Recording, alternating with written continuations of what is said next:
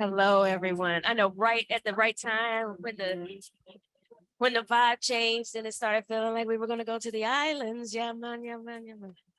So we are going to continue eating, but we are so excited to have you here at the Ebenezer Baptist Church. For those of you who do not know who I am, my name is Dr. Patrice E. Turner. I serve as the Director of Worship and the Arts at Ebenezer. And of course, I have my friend Matthew Brown. You guys know him from St. Louis. Yeah, give it up. Yeah. So we're so excited to have Dr. Jones here, and God led us to choose this song entitled "I Need You to Survive" that will go along with the book and what we're going to talk about. And if you don't have a lot of food in your mouth, the lyrics will magically appear on the screens if you want to sing along with us at some point. All right, here we go.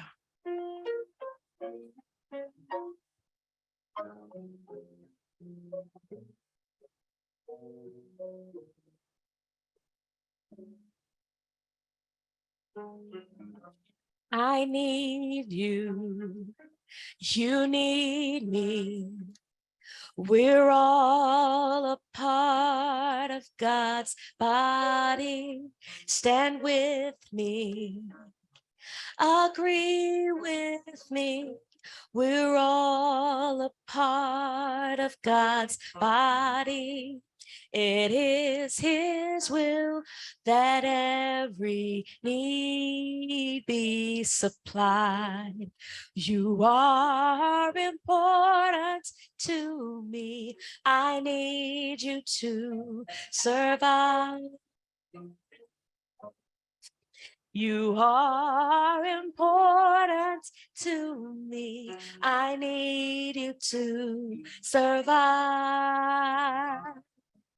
We're going to sing that part again. So now you got it. Here we go. I need you. You need me. We're all a part of God's body. Stand with me. Agree with me.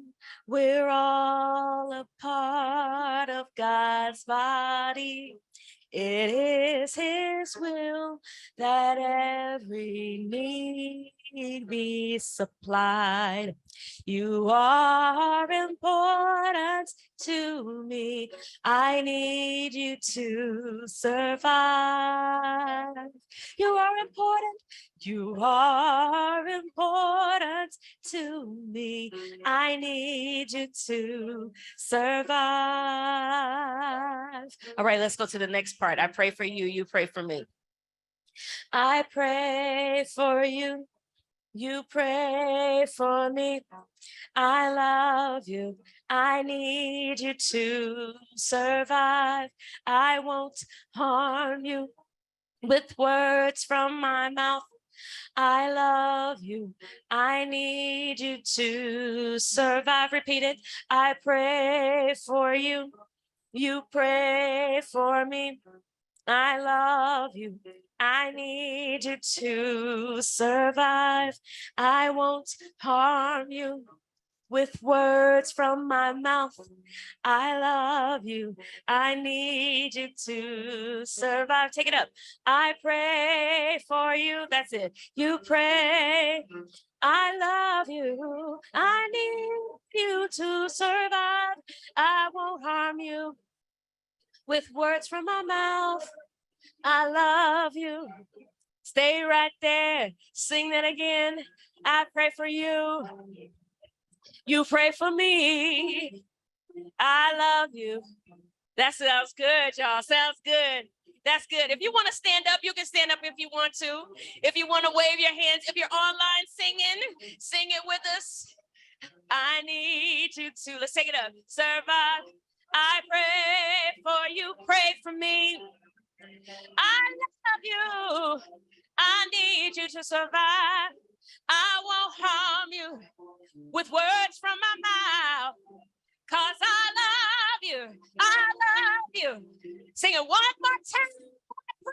Hey, you pray for me. I love you. I need you to survive.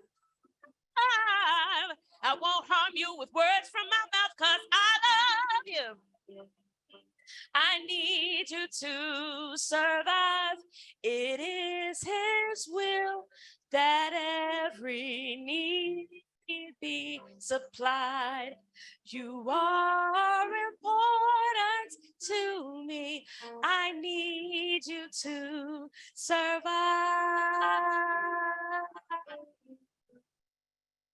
Very good.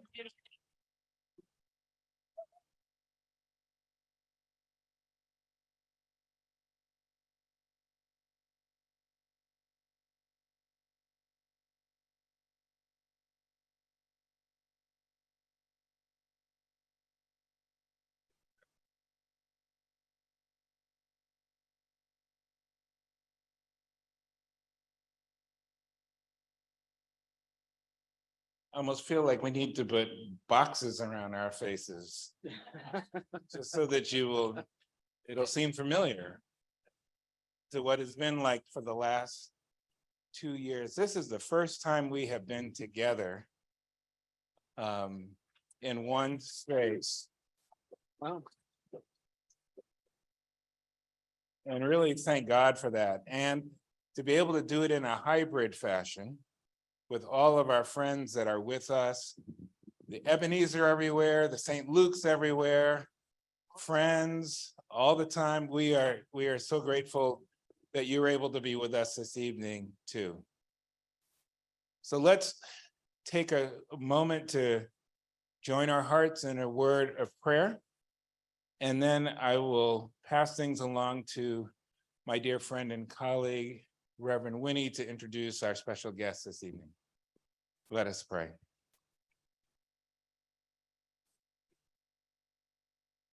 You have been with us along the journey. You have guided us every step of the way. You have pushed us, prodded us, walked behind us, walked in front of us, been beside us, and been within us. And God, for that, we recognize you and we are grateful. In this time this evening, let it be a time of additional insight and wisdom, education and reflection, and empowerment. And empowers us to be the people that you continue to call us forth to be. Followers of Jesus, believers that you continue to make a way out of no way. So help us be open to the power of your Spirit in our midst. We claim your presence in the name of the one who many of us tonight call Savior and friend, Jesus the Christ. Amen.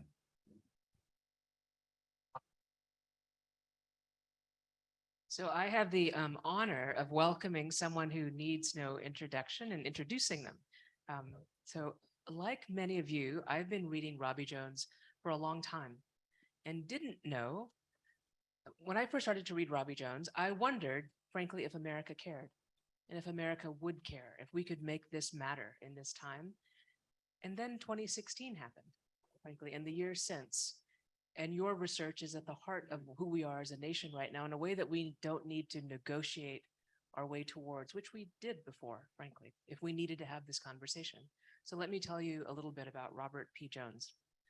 Robert is the president and founder of PRRI, a leading scholar and commentator on religion, culture, and politics. He is the author of the forthcoming book, which I've been hearing about in this room by all of us that are ready to buy it and have a book group immediately. It comes out on September 5th, The Hidden Roots of White Supremacy and the Path to a Shared American Future, which is the question I keep hearing from all of you, what we'd like to hear you talk about. So clearly you're doing some research in that area. And then I know we've all also read White Too Long, The Legacy of White Supremacy in American Christianity, which won the 2021 American Book Award. Robert Jones writes regularly on politics, culture, and religion for The Atlantic, Time, the Religion News Service, and you've read him also in other outlets, I'm sure. He is a frequently featured commentator in major national media, CNN, MSNBC, NPR, the New York Times, the Washington Post. We read him everywhere. He is also the author of what we read together, The End of White Christian America, which won the 2019 Grawemeyer Award in Religion, which is like the Nobel for American religion writers.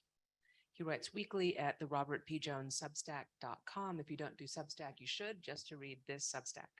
And that's a newsletter for those dedicated to the work of truth-telling, repair, and healing from the legacy of white supremacy in American Christianity. He holds a PhD in religion from Emory University, which means he's our cousin, right? And an MDiv from Southwestern Baptist Theological Seminary, and interestingly, a BS in computing science and mathematics from Mississippi College, which explains the data piece, I think.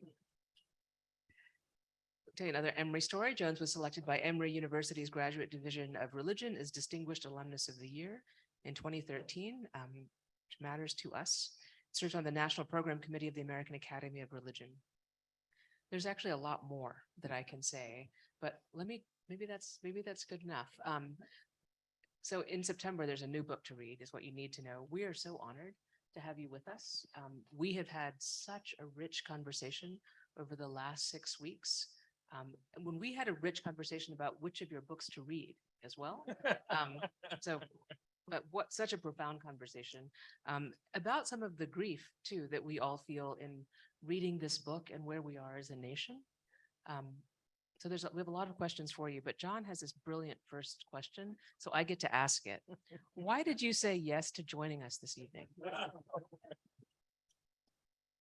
Well, I think part of it was for moments like the one we've already had before we even walked up here on the stage, right? Where a diverse room like this in the South is going to sing about we need each other to survive, right? Not just to flourish, but to survive. So I think I can go home, right? I feel like I've had my moment here tonight. But there's lots of reasons. First of all, such sacred ground here at Ebenezer, such turning points in our nation's history, happen in and around these walls and these blocks here. So it's such an honor. I took a little fan picture of my car in the guest preacher parking lot, sign outside in the parking lot. So that may appear in some form soon on your local Twitter feed. But so there's that. But I do think seriously that there's nothing more important than the kinds of conversations you all are having in local communities on the ground. So whenever that's happening, and I'm invited to show up, I try to show up because I really think that's how the change is going to happen, because it's about local community, building relationships. And I think particularly for those who look like me in the room, it's about accountability, right? Because once we build these relationships, the next time somebody's shot by police, the next time voting rights are denied, we can't really duck our heads anymore, right? Because we know people, right, who are affected in ways that we might be able to pretend like we're not. But I think this whole thing about, and I think for white Christians in particular, and since we're here, I mean, I'll bring a letter from Birmingham jail into the room, which I go back to so often. And when I'm with white audiences, white Christian churches, I basically say, look, you should stop on Martin Luther King holiday, which is often the only time you cite anything, but stop doing the I Have a Dream speech that makes you all feel good, right? And read Letter from Birmingham Jail from start to finish, right? It will have a very different effect on the worship service that evening. And I'm struck, the phrase that has stayed with me, and I'll end with this, though, is, he talks about being optimistic early in his career that white Christians would eventually stand up, right, for the movement for equality. And then he talks a letter from Birmingham jail about how disappointed he is, right, that not only have they not stood up, but many have been direct opponents, have slandered the leaders of the movement. And then he has this phrase at the end where he says, but all too many have been more cautious than courageous, right? And there's a little comma there, big pregnant pause. And he says, standing behind the anesthetizing silence of stained glass windows, right? And I think that has so often been true of the way I grew up Southern Baptist, as many of you know, in Jackson, Mississippi for the most part. But I think that experience of the idea that we white Christians would need Christians of color to survive, right? As we just sang about, completely foreign, right? And I think, but completely true. And so anytime I'm able to have a conversation like this, I try to show up. Well, I almost feel like I want to end there. Go home.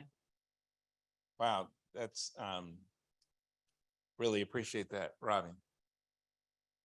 So we started out, and I'm going to ask for forgiveness again for those of you that sent in your questions. You may hear your questions, you may not hear your questions tonight, but we will do our best. So 2 years ago, we started reading Caste by Isabel Wilkerson, and it really dug into the depth of racism in this country. I think for many of us, black and white, it was, you thought it was bad? Let me tell you how bad it really is. And then last year it was The Sum of Us by Heather McGhee. And Heather, I think, gave us many of the stories that play out in our communities. It was interesting that oftentimes in small groups, you know, when Heather talked about, you know, the swimming pools that got filled in, you'd have a white person and a black person who grew up in the same community saying, I remember when that happened.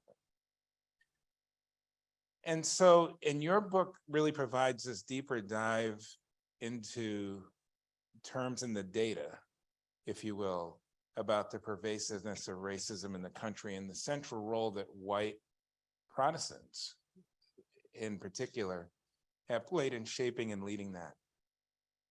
So you've seen our trajectory. What is it that you hope that folks at Ebenezer, folks at St. Luke's would really walk away from this experience with?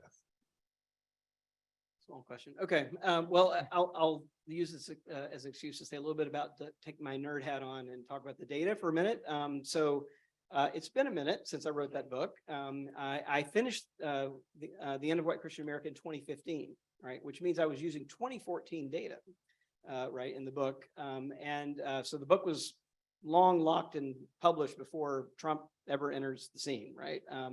And so these were trends that predated, right, the kind of last 5 years and the kind of everything that we've experienced over that time.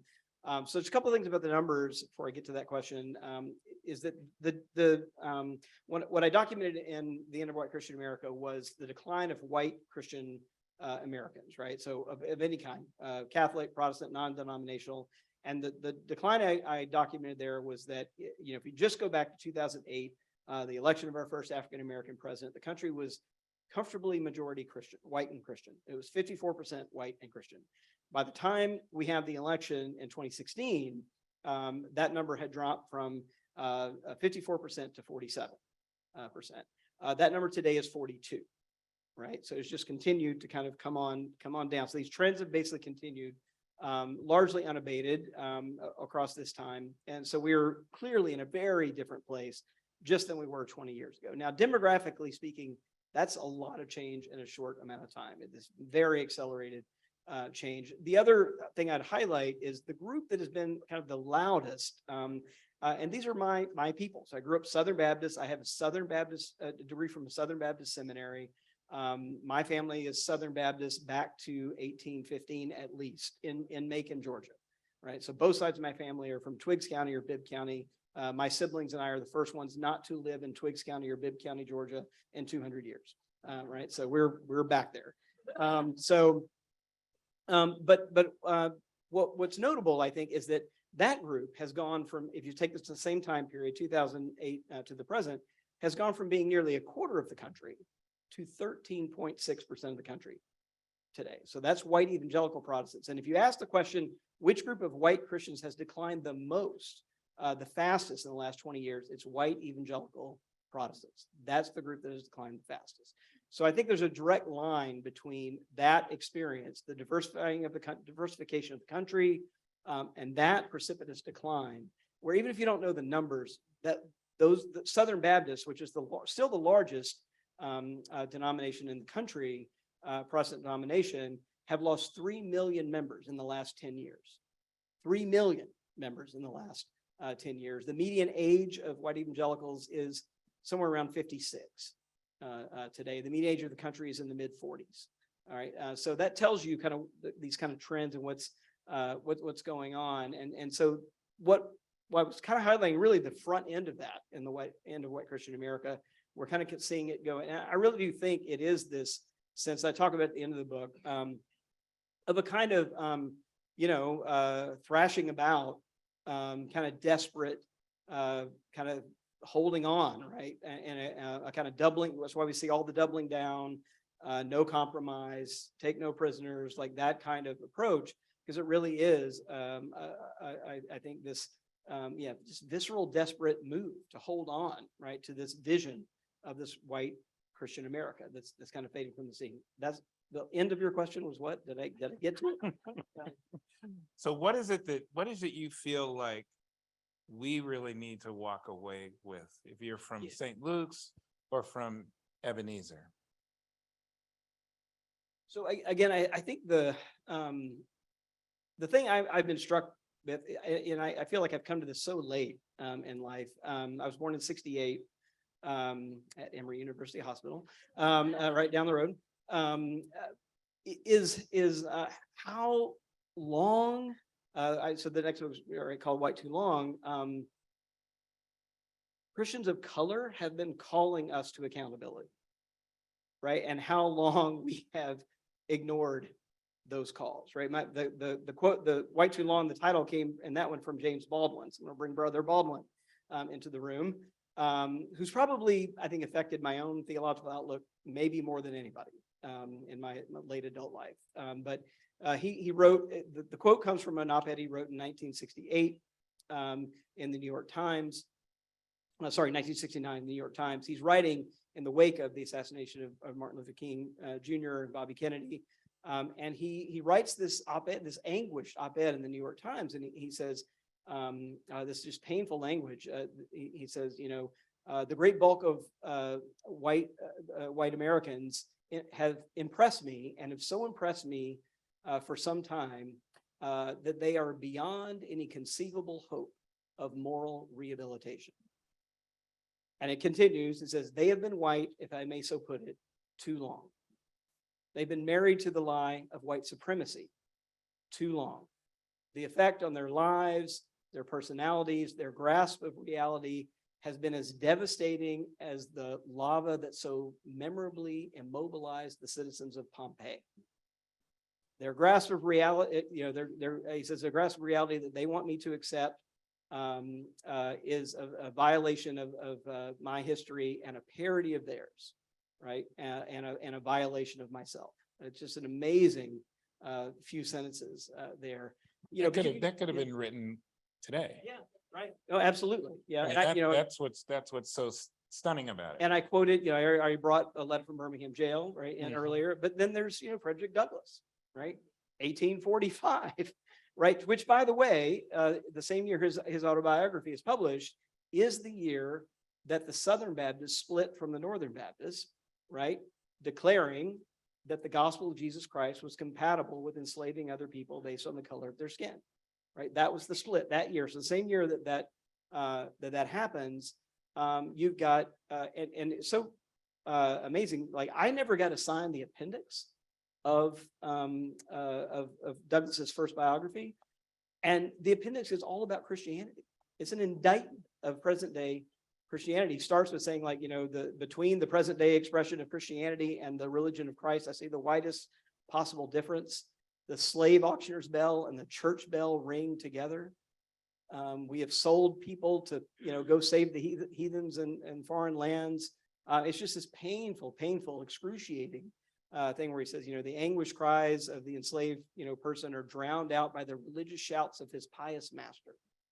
And that's 1845, right? So we've had this constant witness, right, in front of us, right, that we have just ignored. So I think if sort of for again, people who look like me, grown up thinking of ourselves as white, that's what I want to take away, right? It's just the sense of alienation that white supremacy has brought between us and our Black and brown brothers and sisters, and between us and God. And I think for me, like, who grew up with this whole idea of being saved, right, over and over and over in that evangelical world, I would say like has thwarted our own salvation. Right? And you're starting to speak to this. So if you go take it a little bit further, I'm not a white Christian. And so I find the things you're saying inspiring, truthful, hopeful, faithful.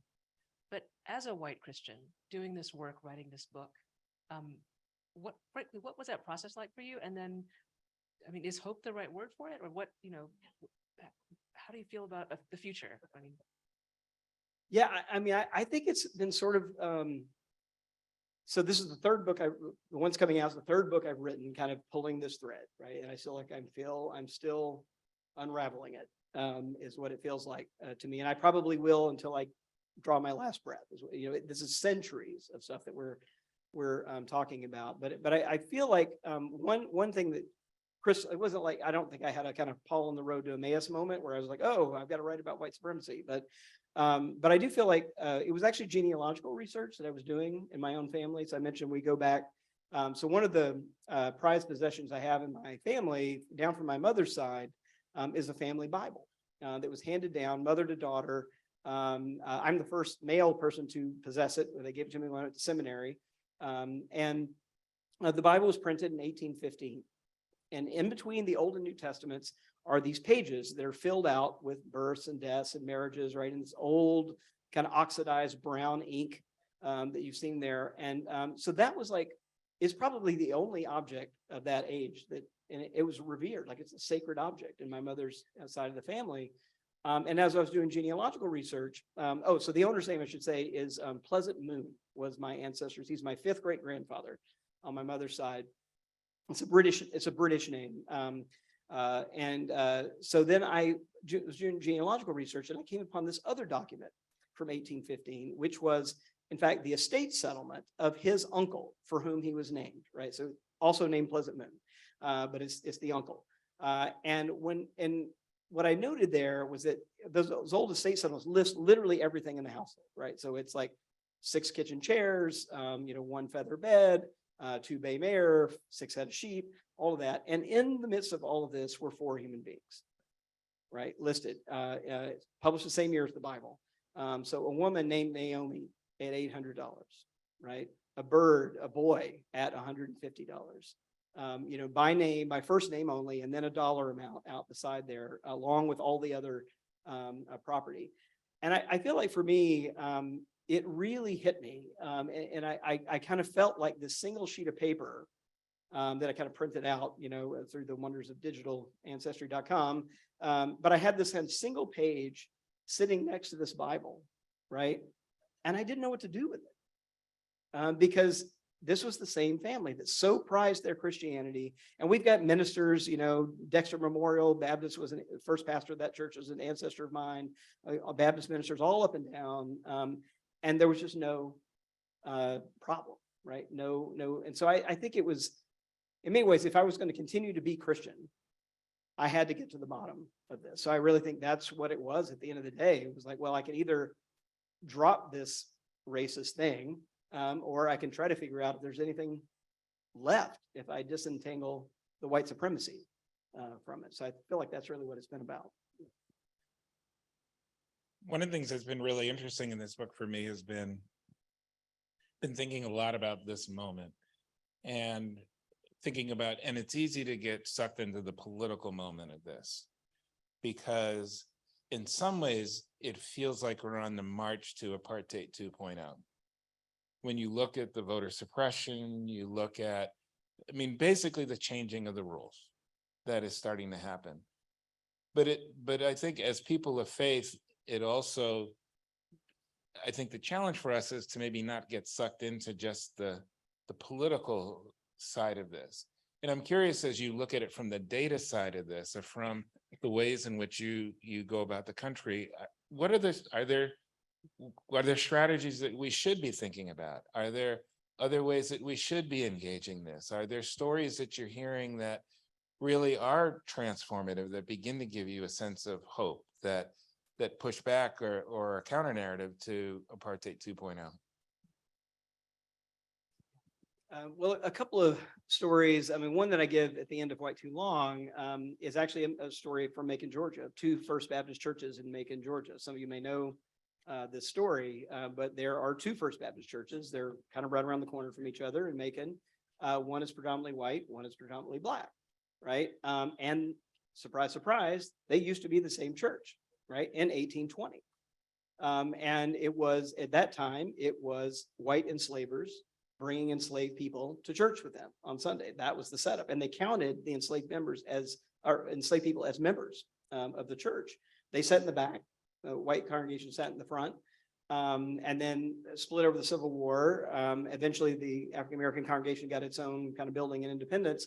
But then for 150 years, these two churches that sat right around the corner from each other shared this history, just pretend like they didn't exist, right? There was no communion between these two places. And they finally got, I think it was 2007, two pastors that said, like, what are we doing, right? What? And decided to start making some connections between the two churches. And they didn't do the typical, like, okay, let's do a pulpit swap, or let's, but they started doing things like, let's have an Easter egg roll for the kids in the park that's like adjacent to both churches. Let's have a potluck dinner, no other agenda. Like, we're just going to sit and eat, right? That's it. And then it grew into things like, let's have a joint youth group trip.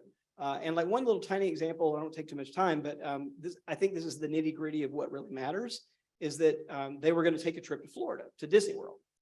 And it was going to be a joint trip. And they noticed that none of the African-American kids signed up. And they were like, well, what's going on? I thought we were doing this thing together, right? And it turned out it was Trayvon Martin, right? And all the African-American parents were like, I'm not sending my kid down there to Florida. Like, what are you talking about? Like, it's not going to happen. And they ended up finally having a conversation, but the white parents were completely oblivious, right? To this, there's not even a thought, right? But they ended up having a conversation about that, that resulted in them finally pulling it off, but only after, a couple of there's one parent in particular that just said, look, I'm as a white parent, who also happened to be assistant attorney general, and said, like, I get it. I know exactly what you're talking about. Like, I'm going to go, and the only thing I'm going to do is just watch out for the African-American kids on this trip. Like, that's going to be my job. And then they finally got some other people to come, and it worked out. But I think they were like, this is a blind spot, like, in our lives. And the pastor of the white church, Scott Dickinson, said, he preached a sermon about Trayvon Martin that next Sunday. And he said, I would have liked to have thought that I would have done that, but I can't say that I would have, right? But suddenly this was our problem, right? And not just their problem. And I think that those kind of transformative moments, which is why I'm so excited to see this kind of conversation happening, where people have each other's backs, right? And it's a sense of community, accountability. That's where I'm finding really the hope. And because you can get really disillusioned, right, with all the kind of national stuff and the ugliness, and it's all real. The rise of anti-Semitism, the rise of anti-Black racism, the rise of white supremacist groups, like, that's all real, right? And has been given permission to come out into the light. Like, that's all real. But I do think these kinds of groups are where it's really going to matter, and we have each other's back. That will make a difference. So those things that you said are real. One of the questions that's come up repeatedly in our conversations together is we've been curious about your analysis of the 2016 and 2020 elections. Sure. So I think there's just absolutely no doubt that we don't get Trump without Obama, right? I mean, it's just very clear to me. Jelani Cobb has written very eloquently about this, and others, but I think what you have, and I think for many white Christians, it wasn't just the first election of Obama, it was his re-election, right? Because it was like, okay, one election might just be a fluke, right? But two, oh, okay, something's changing, right? And I think that's really what set people off to say, okay, it wasn't just a fluke. This is real, right? And these changes are real. And I think it was kind of a perfect storm, because it was happening as these demographic shifts were accelerating, right? And so people are seeing, like, white Christians are seeing their kids and their grandkids not coming to church and not joining the ranks.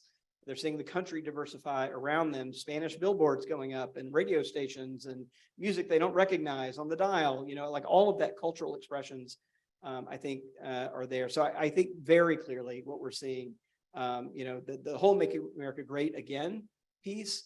I write about nostalgia, right? And the end of white Christian America and the power of nostalgia for white Christian people for this kind of, alleged mythical era that they feel like they're losing. And I think that played very, very strongly. So, the whole MAGA, we still use that term, right? We're still all that far out. But the most important word in that whole slogan is the last one, right? It's not greatness, it's not America, it's not really action. It really is that nostalgic note that's sounded at the end, the again, right? And so what's the again? And I think the thing for Trump, he's just so naked about who the we and the our are. I think if you just listen to the possessive pronouns in any Trump speech, it's pretty clear, right? It's a white Christian America. That's who the real Americans are. And I'll just end with this. The new book is really premised on this question that we are still deciding between two things. Are we a white Christian country that was like a promised land for European Christians, that kind of New Zion, manifest destiny idea, or are we a pluralistic democracy, right? And up until this generation, white Christians have had a kind of luxury of paying lip service to this pluralistic democracy thing while knowing they had the numbers and the cultural power to pull off the white Christian America thing. And so I think part of the reactionary kind of stuff we're seeing is because that's no longer possible, right? The sheer numbers are no longer there. So we get voter suppression. We get you can't play by the Democratic rules and still win, right? And the truth is, the historical record is that whenever that has been true for white Christians in this country, like historical record is they've been more than willing to throw out democracy. So.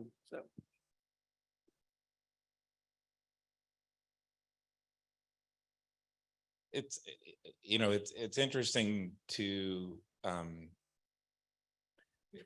like I'm finding these emotions in myself as you're talking, because I remember that moment when it was, when President Obama was elected the first time, and the goal was not to let him do anything.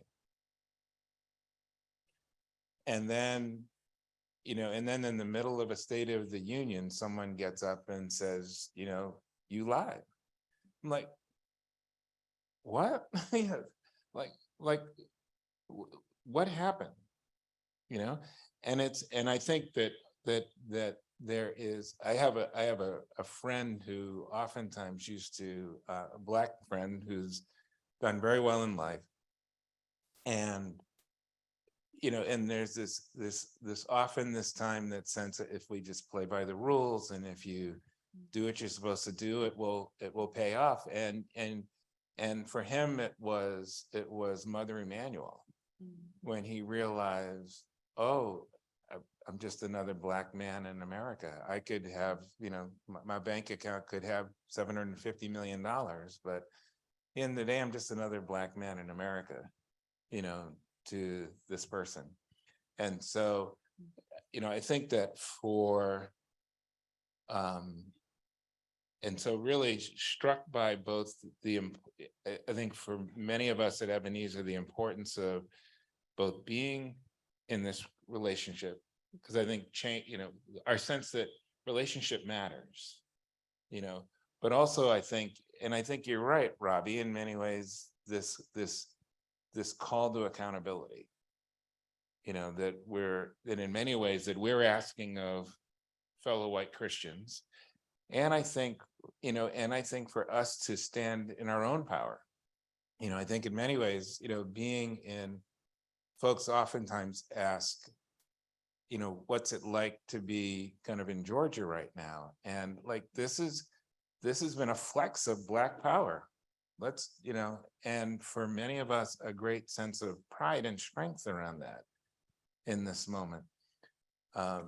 And so I'm, as you're talking about this, I'm just feeling the visceral kind of the visceral response, even just to remember, some of those stories. Can I jump Yes, in on go ahead. that? So just to pause on Mother Emanuel for a moment. So I wrote about this event in White Too Long. In fact, the only non-chart with numbers on, the only non-chart graphic in White Too Long is a hand-drawn image that Dylan Roof drew when he was in prison awaiting sentencing in a journal that he smuggled into his cell. And it is a picture of a white Jesus emerging from the tomb.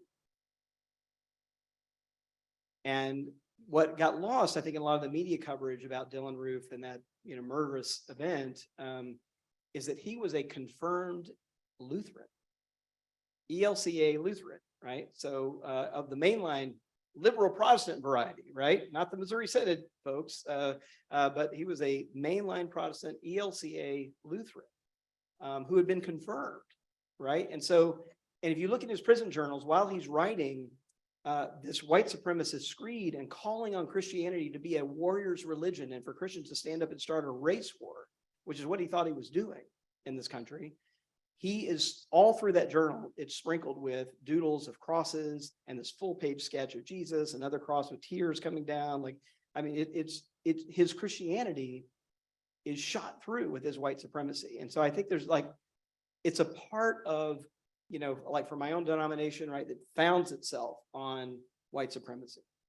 Its bedrock principle was that enslaving other people was compatible with the gospel. That is, and that is the largest expression of Protestant Christianity in this country, the Southern Baptists, right? That's the founding principle.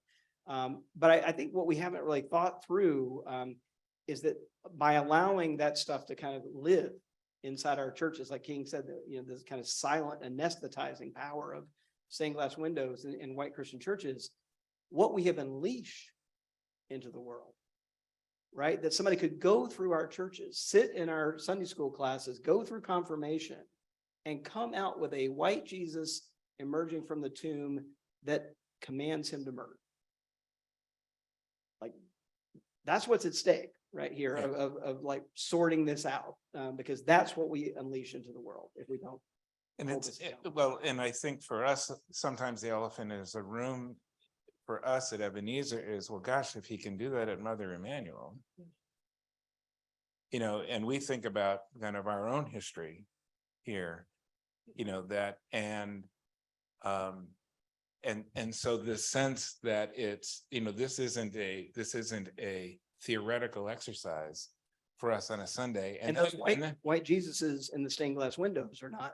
That's right. Harmless. That's right. And then, oh, by the way, he's now Senator Warnock. So it gets real, for us, on a daily and on a weekly basis. I'm going to pivot for a moment, because a lot of this is focused on white Christian America. And you talk a little bit about it, but I'm interested in kind of what your data is saying about Black Christian America and any interesting insights for us.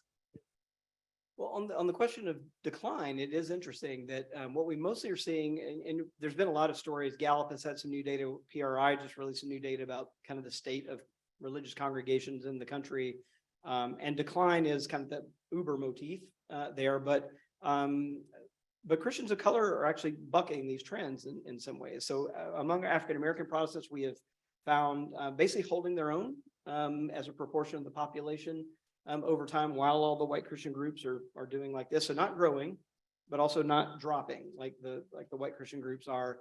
And Latino Protestants are actually growing. So that's the other group that we see kind of growing at a probably the fastest growing group. They're still very small, only about 4% of the population, but they have been growing. And so that's the trend. Basically, white Christian decline, African American Protestant kind of stasis, and Latino Protestant kind of growth. And of course, on the bookend of all of this is the growth of the religiously unaffiliated in the country, which now make up 28% of Americans, and they make up nearly 4 in 10 young people, Americans under the age of 30. And that we've never seen before. Like that's actually quite new. If you take baby boomers back into their 20s, they're only about 12% unaffiliated, right? But today's 20-year-olds are 40% unaffiliated. Is it rude to ask about the Asian Christians? Yeah, no. Yeah, so in our survey data, we tend to have to group them. It says Asian American and Pacific Islander is the group there, and they're growing as well. Yeah, but also still fairly small, down 3% or so. Yeah. So reflect on the term religious liberty and that strategy that's being used by conservative America. Right. Yes, we hear a lot about freedom and liberty, right? And I think it's just, it sounds like First Amendment speech when you hear it, but once you start interrogating it just a little bit, it's a one-way street, right? It's not a two-way street.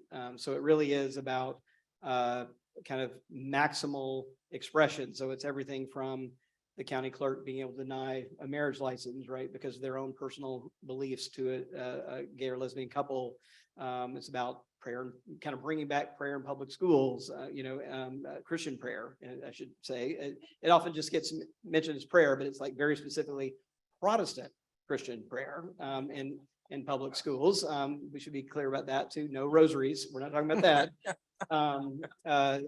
So I think that's really, it's just code, right? And it fits though, because if you feel like it fits this whole decline and oppressed motif, right? Among white Christians in particular, right? So being oppressed, and that's old, right? It's at least as old as the Civil War, right? This whole idea of kind of federal interventionism, that was all what segregation was about. And all of that is very much in the DNA.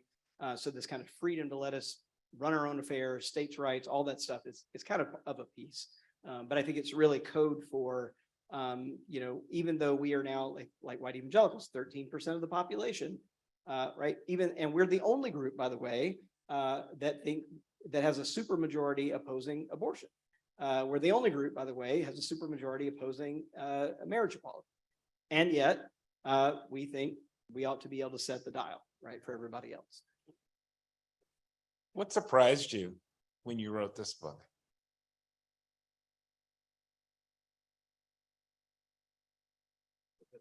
Yeah, I mean, it started with the data, right? So it started with that decline chart. I mean, that's really where I saw it. I think I saw it in the aggregate first, the kind of decline of white Christians. So I think what surprised me was the decline of white evangelicals in the data, because they're so loud, right? And they just kind of feel like they're everywhere. And in Georgia, right, and as in Mississippi, there's a lot more here. But even in Georgia, there's more unaffiliated people in Georgia than there are white evangelicals, right? So you kind of got to remember, that's true in Texas, it's true in all kinds of places that you wouldn't expect.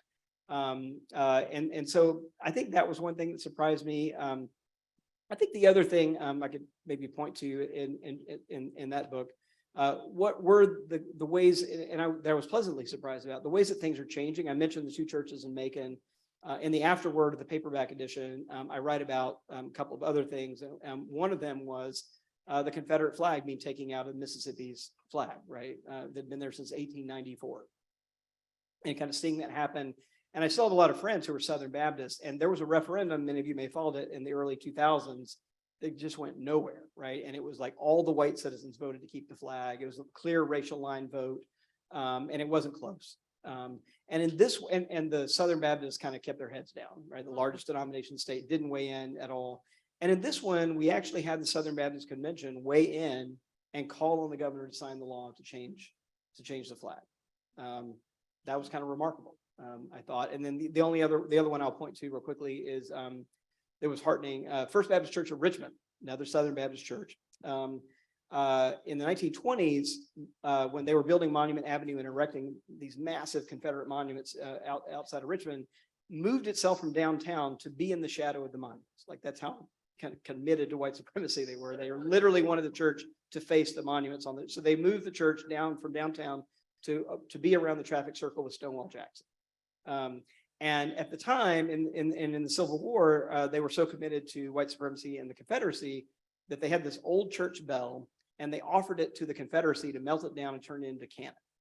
Right, so that's how committed they were, right, to white supremacy. It turned out a wealthy member of the congregation gave the army money, and they kept the bell, right? So it didn't get melted down. But in 2019, when they were removed, 2020, when they were removing the statue, the Stonewall Jackson statue was being removed, that church rang that bell, celebrating its removal. Right, so this kind of arc, right, from this church is like committed to giving its bell to kill people, right, for the right to enslave other people on the basis of race, that then rings its bell in celebration of this symbol of white supremacy finally being removed from Richmond. So I find some hope, and those I think were surprised me, but in a good way. So you've talked a little. We've been talking about stained glass. So St. Luke's Episcopal Church has some stained glass and has some murals and has some images in it. And a lot, actually, you're surrounded in a actually architectural marvel in some ways. There's so much glass. So what is your challenge, and not just on that issue, but your challenge or message to a church like St. Luke's that, you know, takes pains to tell a story that goes back to 1864? You could tell it differently, right? And has lived through all of these times in Atlanta, through most of that history as a white church. It's a little bit more diverse now. And, you know, it's a bunch of good people that in general, I think, don't want to hurt each other, don't want to hurt, are optimistic is what I'd say. It's probably more complicated than that, right? So what's your message to us? I've been at several congregations wrestling with this. So Highland Baptist in Louisville, Kentucky, right, has stained glass windows that were dedicated to the founders of Southern Seminary, who were enslavers and kind of involved in the split of the Southern Baptist Convention, the creation of it in 1845. And they've been going through a process, right? The National Cathedral, right, in Washington, D.C., right down the road from me, had to deal with Confederate windows or Confederate flags in their windows. They got put there by the United Daughters of the Confederacy in 1954, I think. So it was pretty late in the game. So I think there's a way in which, again, we kind of allow these things to creep in. And I think your point about like not wanting to hurt each other, right? It's hard because, you know, at most of these churches, it falls along generational lines often, right? Where there's older members who spent their whole lives looking at these symbols and they mean something, right, to them. And there's a sense of attachment. And for younger members, they're like, well, you know, I could just put a brick through that window and that will solve the problem.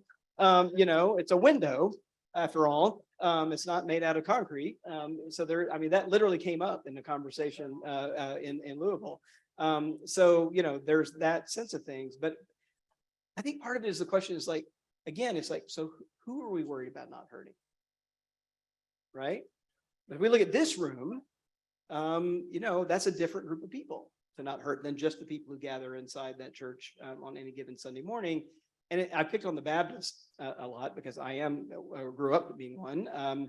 But, you know, the Episcopalians were the denomination of the Confederacy, right? I mean, Jefferson Davis, Episcopalian.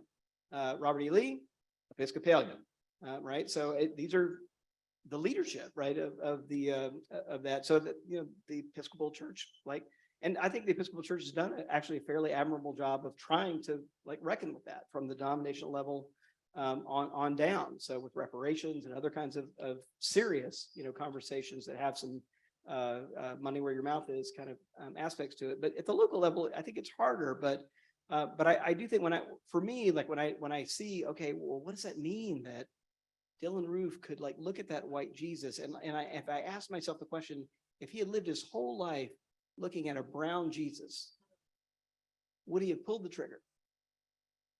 And like I have to think maybe not, right?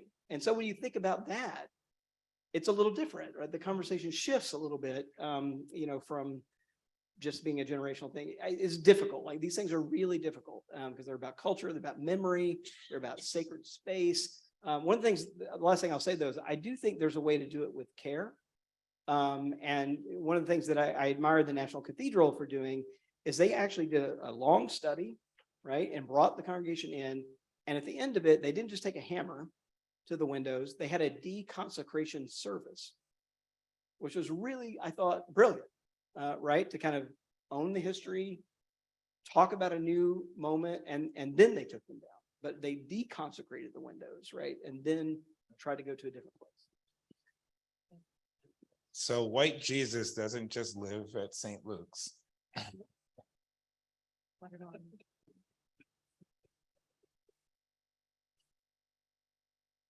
That's what brings us together, John. All White right, should I Jesus, head for the door? white Jesus also occupies over the altar at the historic Heritage Sanctuary. So I'm curious as to then what does Ebenezer do with white Jesus over the altar? But even in this, one of the most interesting things in this moment for us has been, being an historical Black church. We now have folks that actually don't look like us who are now members and living into a new moment. But how do we be, from where you sit, being authentically the historic Black congregation that we are, but also with folks that may not necessarily be of the African diaspora, who are part of us? I don't know. That's the answer to that question. In all honesty, I don't know. What I can say is that it is very important for white people to be in spaces where they are not the majority, right? And that's tricky because then that puts the responsibility on non-white people, right? Which is also not fair or really what your responsibilities are, right, to us. Like we have our own work to do. So it is this kind of tricky thing where I think the models where I've seen work, there's some, the multicultural churches in the country are few and far between, right? So I think today there's still only something like 14% of churches are like fit what sociologists label as multicultural. And by that, they mean that there's a 20% threshold, right? That you have to kind of meet of kind of the whatever the non-majority group is, has to reach at least 20%. And even using that low bar, yeah, we're only like 14% of the churches meet that mark, right? So essentially, mostly monoracial churches. That's not in the long haul helping us kind of solve these problems. But I think there's ways of kind of building those bridges, though, that I think groups like this are really critical to. But I don't know the answer to what Ebenezer. I had to ask. Yeah. What's interesting, this question about multiracial churches is really interesting because I remember too, you were talking about the National Council of Churches, and there was a gentleman named Reverend Joe Agnew who used to work with multicultural who do anti-racism work with congregations and congregations who were interested in being multiracial. And what was always interesting is that there was often a tipping point. And so congregations, once they hit maybe about 30%, 40% people of color, the white folks started to leave. And they would tip. And so there was clearly this sense of, we would like you to be multiracial around our rules, unity around our agenda. And so when that stops, then we'll just go and take our marbles and go elsewhere. I mean, I don't mean to be somewhat flippant, but the data kind of bore it out.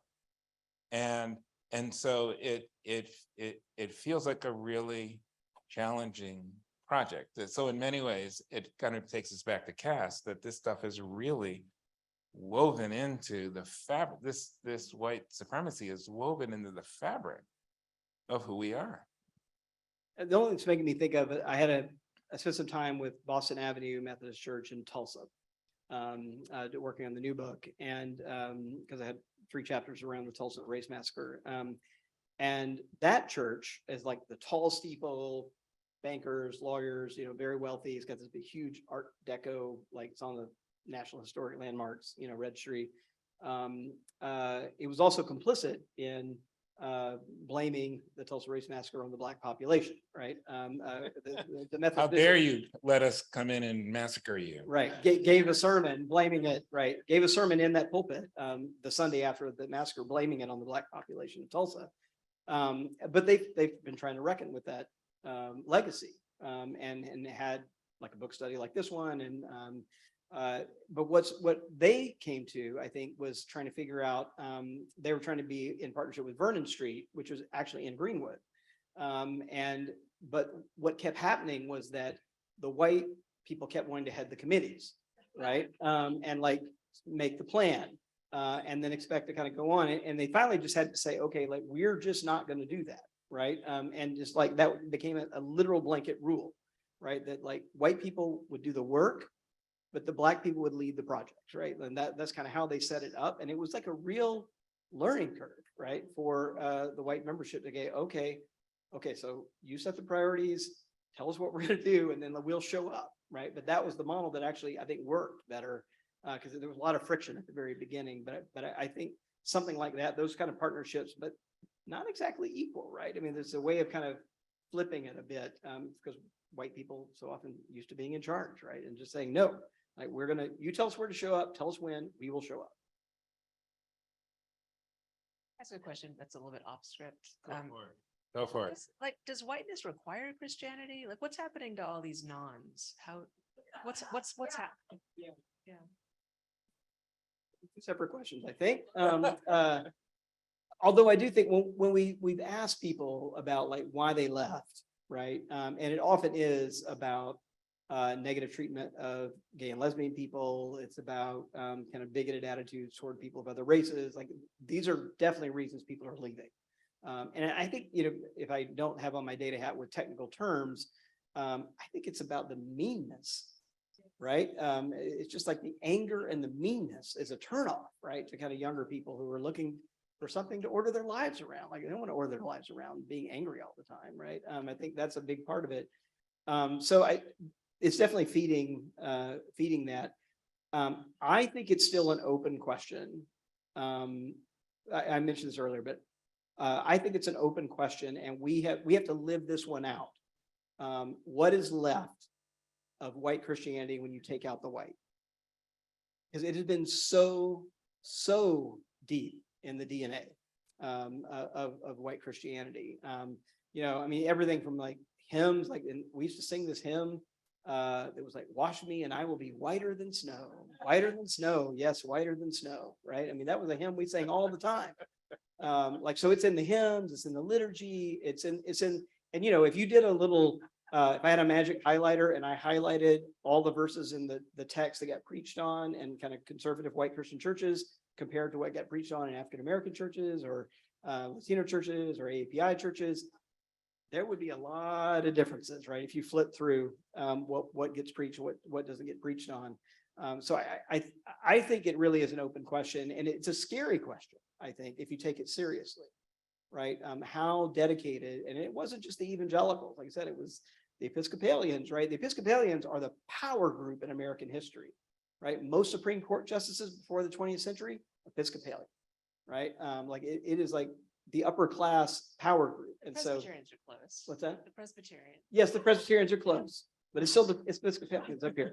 But this kind of social class and power, I think, are really important, and that Christianity got wrapped up, right? And like in White Too Long, I pretty much document and say, white supremacy doesn't get its power without Christian justification and being propped up morally by Christianity. Like that's where it got its, and the KKK, it's a Christian organization, right? It was a white Anglo-Saxon Protestant organization. That's why it didn't like Catholics and Jews, because of the Protestant part, right? It was a commitment to a white Protestant America. And so I think we kind of forget that piece. And I think we're gonna have to live it out though. Like it's gonna take, what are the churches, what do our windows look like? What does our children's literature look like? And those children's Bibles, they are white for most of the part. And all the little flannel pieces you put up on the flannel board for Sunday school lessons, mostly white people. In those. So I think paying attention to all those things in the way we're informally still building whiteness, right, into what it means to be Christian. It's really interesting that quite the note about the children's Bibles, because I remember when our boys were young and we were trying to find Bibles and it had pictures. I mean, you had to look hard to find children's Bibles that had people of color in it. So ding, ding, ding. Yeah. So you talk about White Toulon, your next book, which will be on sale afterwards, which Dr. Jones will be selling and signing. Tell us more about White Toulon. Like, what is it about, and what is it that really led to the writing of it? White Too Long or the new one that's coming out? Well, start with White Toulon Okay. because we're selling that Yeah. one, Yeah, all right, got it. and then the new one. Then you Yeah. can talk about the new one coming Okay. out. So what White Too Long is basically, so if the End of White Christian America is the kind of the data book, the demographics and data book, White Too Long is like where I had to go in my own personal story to make sense of it. So it's probably 30% memoirs. I tell my family story of coming to Georgia, which, by the way, how do we get to Georgia in 1815? Well, we get land that got taken from the Cherokee, right? That's how we get to Georgia in 1815, because we were of European descent and we could get 200 acres free from the government that was auctioning. It was like a lottery system. You know, if you had served in the Revolutionary War, or if you were XYZ, you could come down. So that's how our family gets from Virginia to Georgia.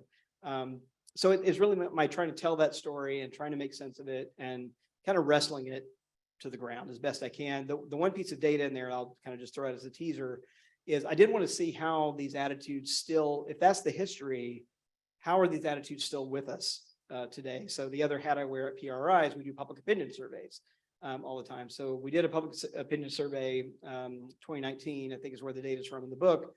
And we created this thing called a racism index, which is really a set of attitudes around Confederate monuments, whether African-Americans treated differently by police and the criminal court system, around basic structural racism, whether racism is still a problem in the US today, et cetera, et cetera. So there's 15 questions that we asked, and we gave people a composite score on those 15 questions. And it scored people 0 to 10. So 0 was holding the least racist attitudes, 10 was holding the most racist attitudes. And what we found is that, so I'll start with my people, white evangelicals, scored 8 out of 10 on this index. But the surprise was that white mainline Protestants, right, Episcopalians, Presbyterians, et cetera, scored 7 out of 10. And the white Catholics, who have their own experience of being discriminated against in this country, scored 7 out of 10. And if you look at whites who are not Christian, they scored 4. So if you kind of ask the question of like what work Christianity is doing in the space of white supremacy, what the data basically tells us, if you take your average white American and you add Christian identity, they move up the racism scale, not down.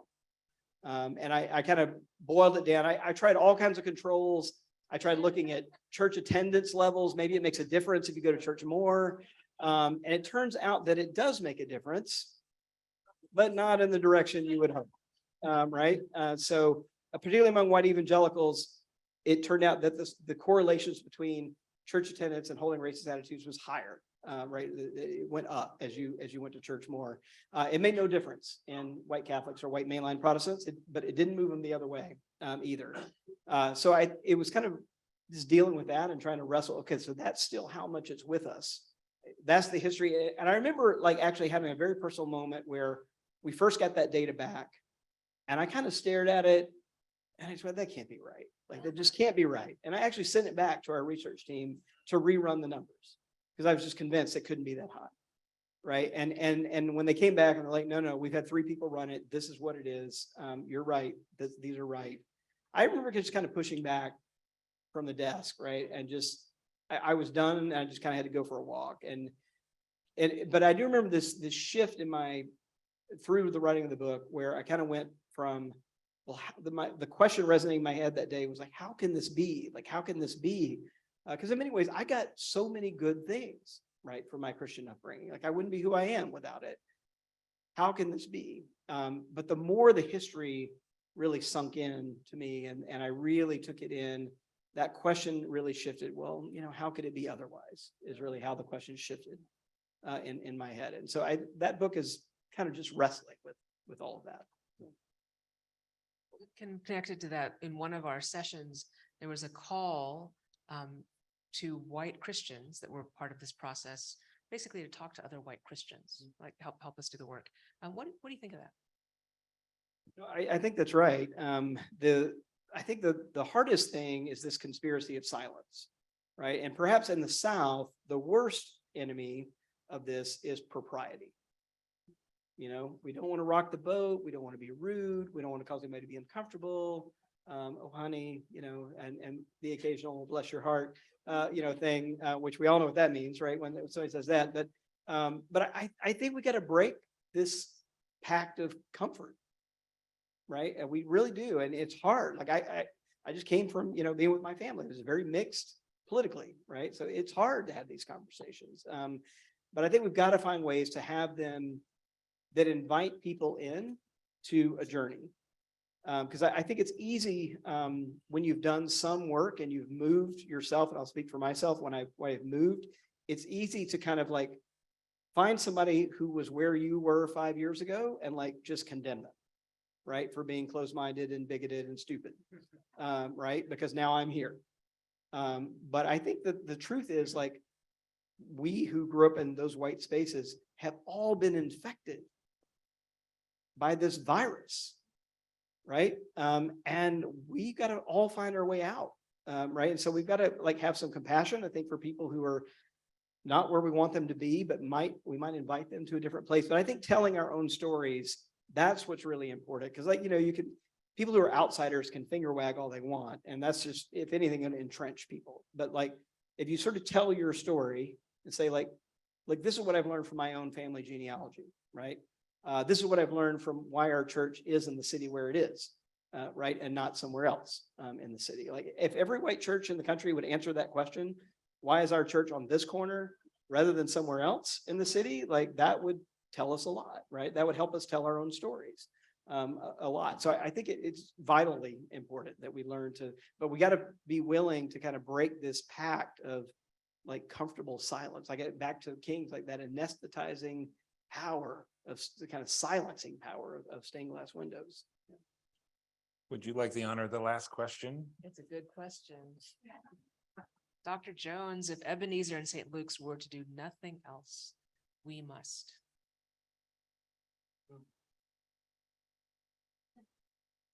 I think keep walking together. You know, I know you've done, like, this is the third round of this kind of, you know, process and work, but I think keep working together, because I think it's about, and it's been really hard right on Zoom, right? Because you sort of see each other and maybe you're in small groups, but it's all kind of over you know, this artificial space. So I think now that we're maybe able to move out of that, I think the important work is getting to know each other. And the real question, I think, for white people in particular is, who do you have over for dinner at your house? Right? And that's when you know you've got a friend.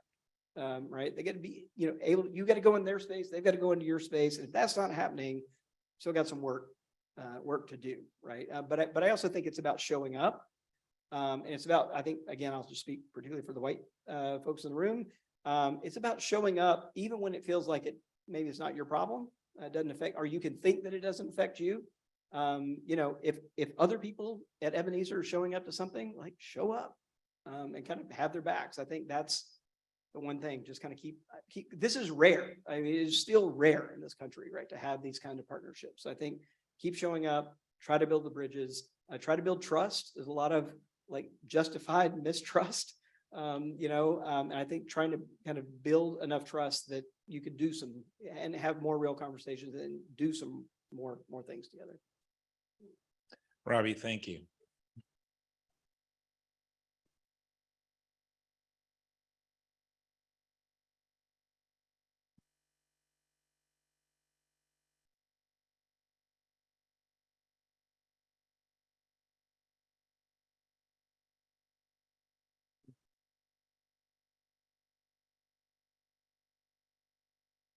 So what's great about our conversation like this is we could probably go another couple hours, particularly given the number of questions that we have that went unasked.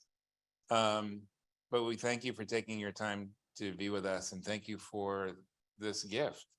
of this gift of a book and this conversation, and both the challenging, the prodding, and for your leadership and for this great work. So thank you. I'm going to let Winnie whisk you away down to the Cyber Cafe, which is down the hall. As that happens, I want to remind folks that this partnership is not starting at zero. We have some existing work that is happening between the congregations. We will send you a follow-up email, and we want to encourage you to become engaged with it if you aren't. So we have, we're going to be doing our hymn sing again in the fall. And Winnie and I have promised not to lead it. The economic development group has been meeting. So Adelaide is in the room. Is Dan Russell in the room? But Adelaide and Dan are our co-chairs of that group that have been really looking at collective economic development strategies that we can engage and be able to support existing work here in the lower fourth ward.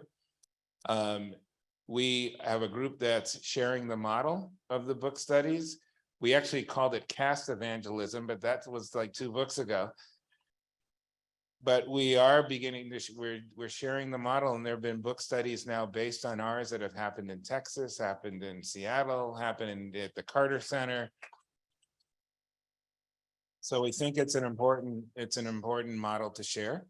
We have a prayer group. We've got folks from St. Luke's and from Ebenezer who are praying regularly.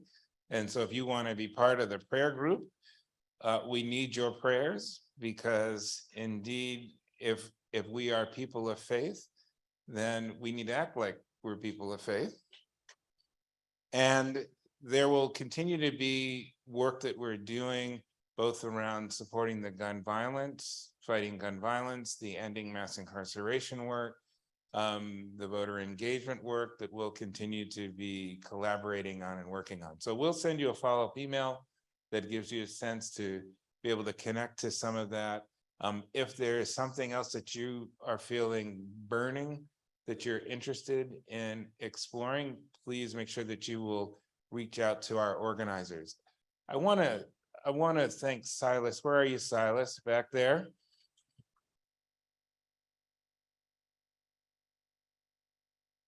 Who stepped in and really helped us organize the book study this year. With, I think, some backup from Mona from Ebenezer. Where, Mona, are you back there? There you are. Okay. Wesley from St. Luke's, who has been our Zoom master. I think Wesley is Wesley online? I think he is online. He is. Okay.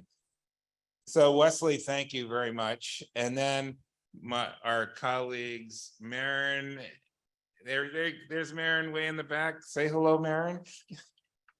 Who's been running the cameras, and Ernest back there. Ernest, wave to you. All right. Thank you. And our own Tamika Patton Watkins, the little Tamika, who really helped put things together for this evening. So that's another Ebenezer tradition, to-go containers. So what will happen is, if you are interested in both purchasing a book, or you brought a copy of one of Dr. Jones's book, you can go out through the hallway. You will be directed by Tamika into the room, and we've got a little system there for you to be able to both purchase or be able to then have a signature of the book. So I think that is it for this time together. Book study, what books are we doing next year? Yes, there will be a book study next year.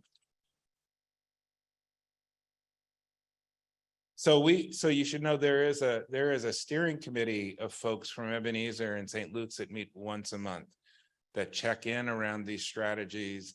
And one of the things that we do is we have a subgroup that actually kind of looked at what are the books that we're going to take on. And so I want to, if you have books that you are interested in, Marie, that you would like to recommend to us, then please feel free to share those titles with us.